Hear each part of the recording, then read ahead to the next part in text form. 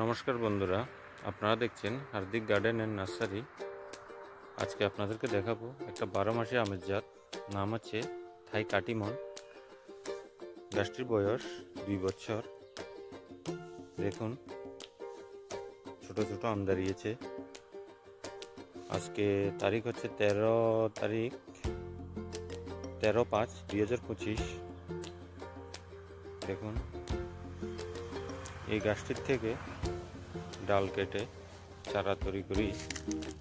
দেখুন ডাল কেটেছি।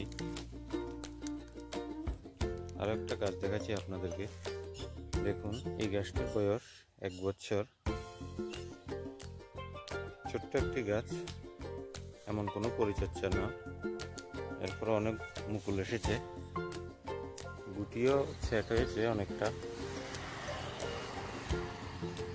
অনেকে বলে 12 মাসে আম নাকি ত্রিপুরাতে হয় না।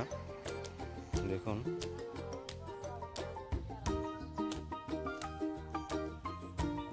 অনেকটি আম আছে ছোট ছোট।